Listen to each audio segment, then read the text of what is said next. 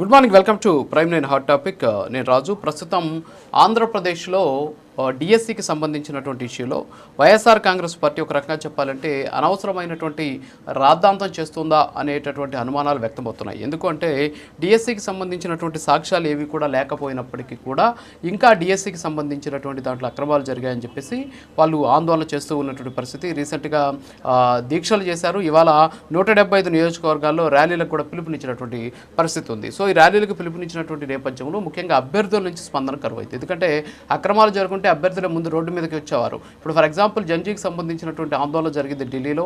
So ఖచ్చితంగా neat ఎగ్జామ్లో అక్రమాలు జరిగాయని చెప్పేసి ప్రభుత్వం కూడా ప్రకటించింది, ప్రభుత్వం కూడా ఒప్పుకునింది, అంగీకరించింది. కానీ ఇక్కడ అలాంటి పరిస్థితి లేదు.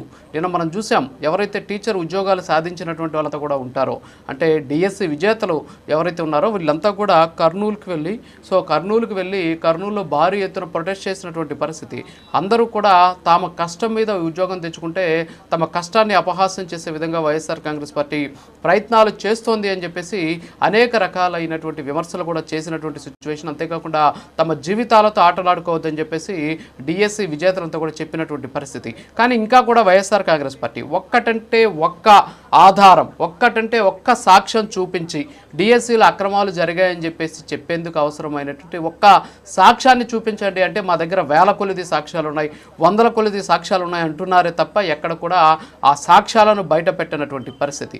దాదాపు ఏడాది దాటిపోయింది. రెండో విద్యా సంవత్సరం కూడా స్టార్ట్ అయిపోయినటువంటి నేపథ్యంలో ఇంకా కూడా ఆ అభ్యర్థుల మీద, ముఖ్యంగా డిఎస్సికి సంబంధించిన టీచర్ల మీద, మొదటి నుంచి కూడా టీచర్లు అంటే వైఎస్ఆర్ కాంగ్రెస్ పార్టీకి పడదు. ఎందుకంటే గతంలో ఎన్నికలకు సంబంధించినటువంటి విధుల్లో వాళ్ళని దూరంగా పెట్టాలనేటువంటి ప్రయత్నం చేశారు. ఆ తర్వాత మద్యం షాపుల దగ్గర వాళ్ళకి డ్యూటీలు వేసినటువంటి పరిస్థితి.